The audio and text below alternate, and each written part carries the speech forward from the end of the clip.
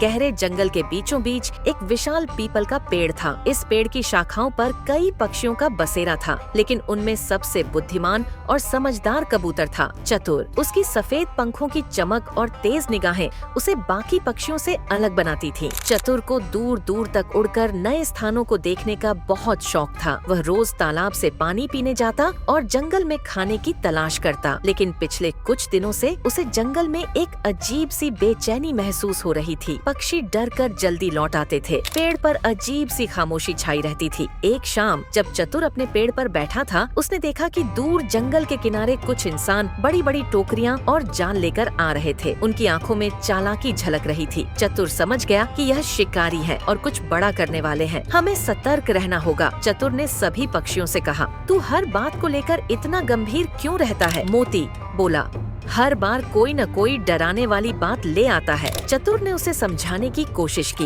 मोती, जब भी कोई खतरा होता है हमें पहले से तैयार रहना चाहिए। देखना, ये शिकारी कुछ न कुछ गड़बड़ जरूर करेंगे। लेकिन बाकी पक्षियों ने उसकी बात को मजाक में उड़ा दिया। अगली सुबह शिकारी वापस आए और उन्होंने जंगल में कई जगह जाल बिछा दिए।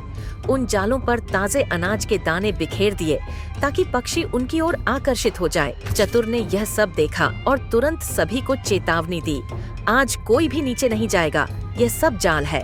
लेकिन भूख से परेशान कुछ कबूतर और छोटे पक्षी उसकी बात मानने को तैयार नहीं थे। जैसे ही वे नीचे उतरे, अनाज खाने लगे, शिकारी ने झट से जाल खींच लिया और सभी फंस गए। जाल में फंसे कबूतर डर से तड़पने लगे। शिकारी खुशी खुशी उनकी ओर बढ़ने लगे। आशा की किरण चतुर को अपने दोस्तों को बचाना था। वह तुरंत अपनी पूरी ताकत से उड़कर जंगल के सबसे समझदार जीव मंथर कछुए के पास पहुंचा। मंथर भाई, शिकारी मेरे दोस्तों को पकड़ने वाले हैं, हमें जल्दी कुछ करना होगा। मंथर ने धीरे धीरे आंखें खोली और गंभीर स्वर में कहा, चतुर, हमेशा याद रखना, एकता में शक्ति होती है। अपने दोस्तों को कहो कि वे मिलकर जाल को ऊपर उठाएं। चतुर को मंथर की बात समझ आ गई। वह तेजी से वापस पेड़ के पास पहुंचा और फंसे हुए कबूतरों से बोला, डरो मत, हम सब अगर एक साथ उड़ने की कोशिश करें तो यह जाल टूट सकता है। कुछ कबूतरों को विश्वास नहीं हुआ, लेकिन जब शिकारी और करीब आने लगे तो सभी ने चतुर की बात मानी। उन्होंने अपनी पूरी ताकत लगाई और पंखों को जोर से फड़फड़ाया। धीरे धीरे जाल ऊपर उठने लगा। शिकारी हक्के बक्के रह गए। उन्होंने ऐसी घटना पहले कभी नहीं देखी थी। देखते ही देखते सभी कबूतर जाल को उठाकर आसमान में उड़ गए। अरे, ये कैसे संभव है? एक शिकारी चिल्लाया, लेकिन तब तक बहुत देर हो चुकी थी। कबूतर उड़ते उड़ते मंथर के तालाब के पास पहुँचे और जाल को नीचे रख दिया। अंतिम चुनौती मंथर कछुआ पहले से तैयार था। उसने अपने तेज दांतों से जाल को काटना शुरू किया। धीरे धीरे सभी कबूतर आजाद हो गए। तुमने हमारी जान बचा ली चतुर, मोती ने कहा, जिसकी आंखों में पश्चाताप था। तुम सच कह रहे थे, एक और कबूतर बोला। हमें पहले ही तुम्हारी बात मान लेनी चाहिए थी। चतुर मुस्कुराया और बोला, सच्चे दोस्त एक दूसरे को बचाने के लिए होते हैं।